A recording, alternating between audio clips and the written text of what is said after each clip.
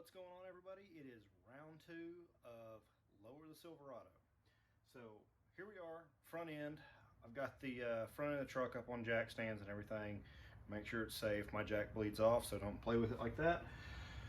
Anyway, so what we're going to end up doing today is pulling our outer tie rod, sway bar, and we're going to be loosening up this upper control arm bolt to expose the spring, get the spring out of there. Swing this out of the way, beat on it with a hammer for a little bit, and get it down. We use the jack to like safely lower it down. We'll also have to pull this shock assembly out of the way to make room for the new spring. So stick around, we'll get started. So a quick little piece of advice: your sway bar, you'll have to undo both sides to get it to move because they are connected between left and right side. Outer tie rod end, which mine is shot. I think I'm going to replace that. Take the nut off, hit it a couple times with a hammer, and it should pop right on out.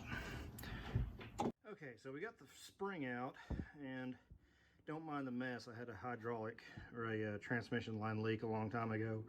A little bit of tension on the brake line. You can either pull your caliper off or not.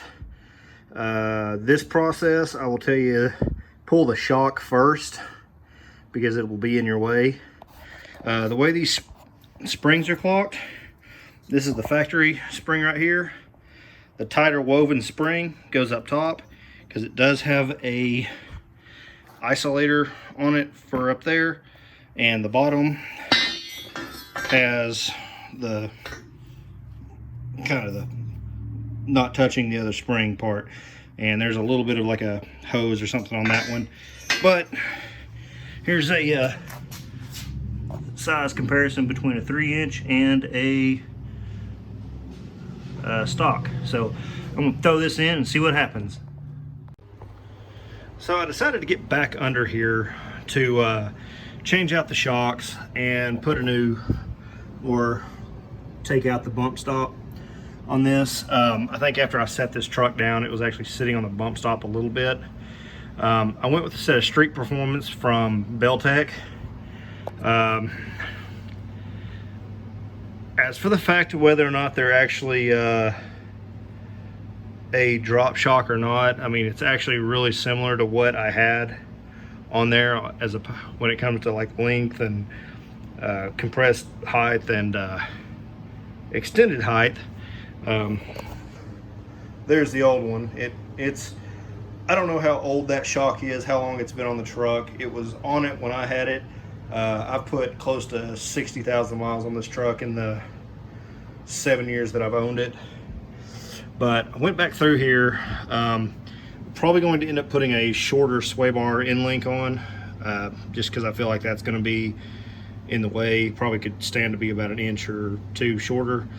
May end up go looking for one of those tonight. But like I said, pulled the bump stop off. There's a nut that sits in there. It's a 15 millimeter. It's kind of a pain in the rear to get to. You gotta drop in between the upper control arm mount and the spring mount, and then it's got a little tab on it that holds it in place, and you kind of got to hold it tight with a pair of pliers, or if you got a kung fu grip, hang on to it with that. But anyway, new shocks in and everything, so I think I'm gonna go cruise to the parts store and see if they've got a shorter end link. Since I'm gonna have this truck up in the air and the front end apart and everything, I might as well change it all out while I got a chance. So I went ahead and I put in the energy suspension end links to try them out. There's the part number right there. They seem to fit really well. You know, it's close, but I am in full droop. So I mean, this is as low as the control arm and everything's ever gonna go. So new shocks are in, new end links, springs. I'm going to put the wheels back on and drop it down. Like I said, I went ahead and got rid of both the bump stops, so I might get a little bit more drop than what I had, so stick around.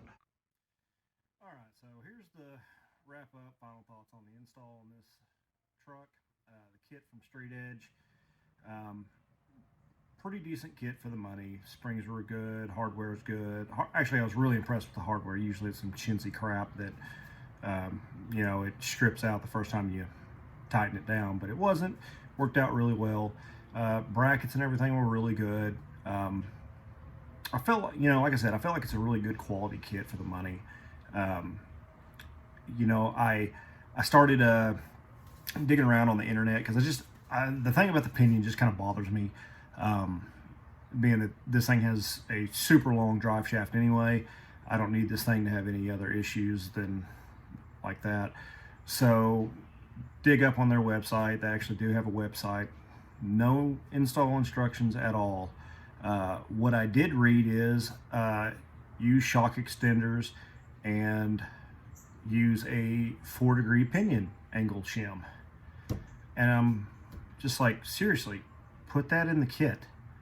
I know that's kind of a lot of flip kits, you know, they always say you probably would or may need a 4-degree pinion shim.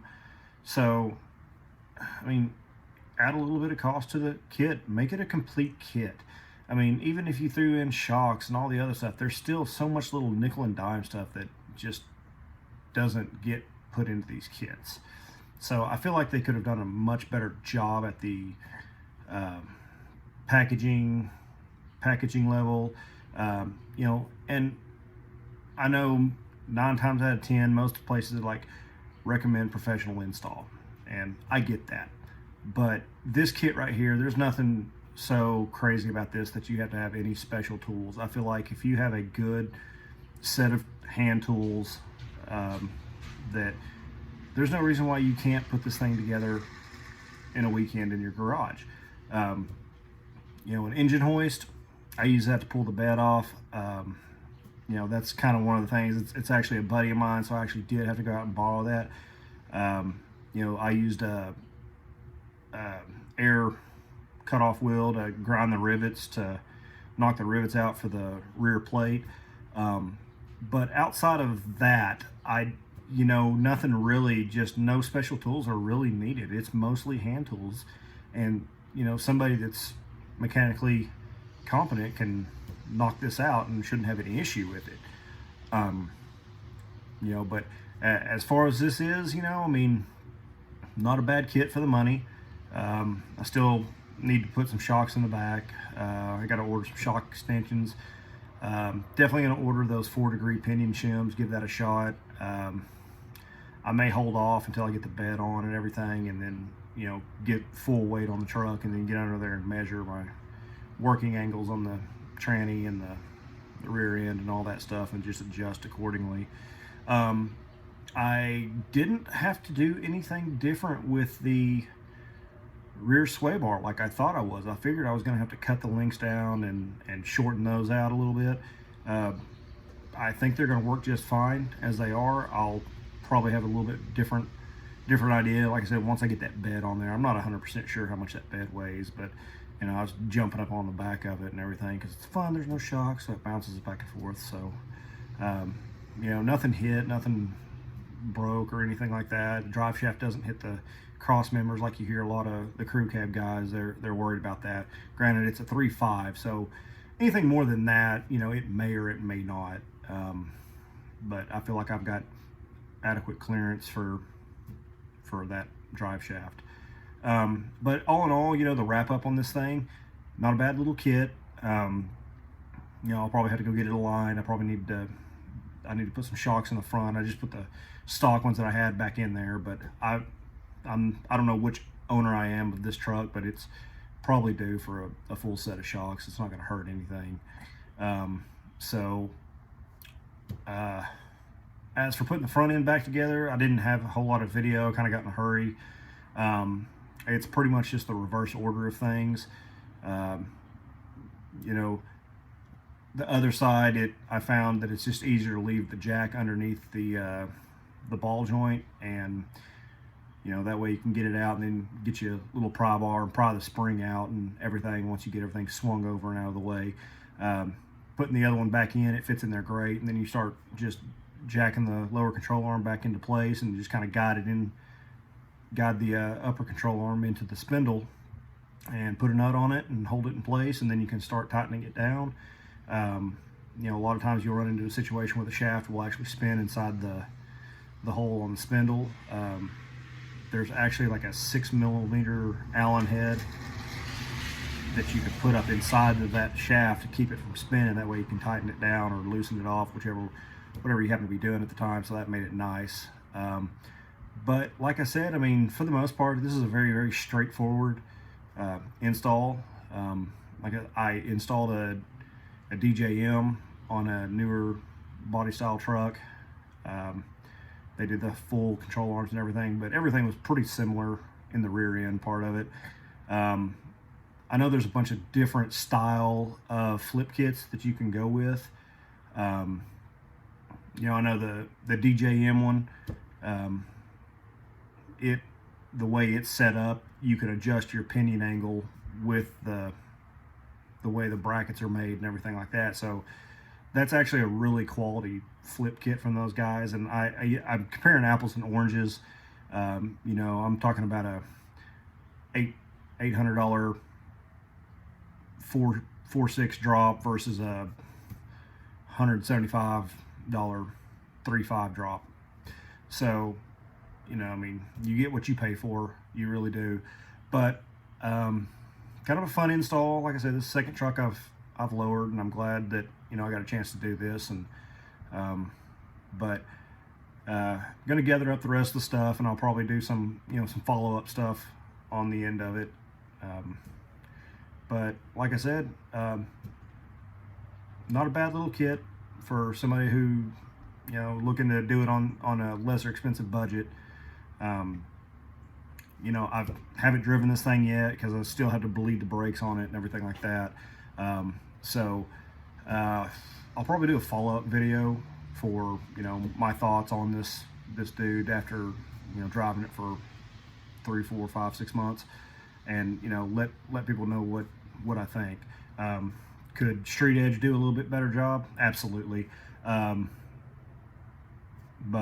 you know, that's, like I said, you get what you pay for. So yeah, I'm gonna have to buy some new shocks and stuff like that. I think with the shock extenders in the rear, you can just buy a set of factory OEM spec style shock, and you'll have plenty of room for movement. The fronts,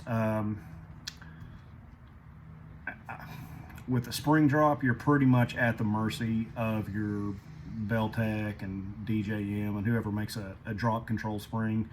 I've been kind of looking around through the internet and whatnot, but I miss the days of the old parts books where you could actually just look through there and find what you're looking for and go from there. But I'll probably end up buying a set of the Beltec street shocks, the white ones. I can't remember what the name of them are, but probably end up throwing a set of those up in the front and putting a set of nice, you know, Monroe, Gabriel, KYB, something like that in the back. So, but stay tuned. I got some stuff coming. It's gonna be pretty cool. Got a chance to do something that never thought I would get to, but stick around, and I think you'll be duly impressed on what's coming up, and I'm looking forward to it. And everyone, enjoy yourselves, have some fun, and help each other out. I appreciate y'all coming by and watching. Remember, tell your friends, like the video, subscribe, and we'll see what happens later on. We'll have a good one. Catch you later.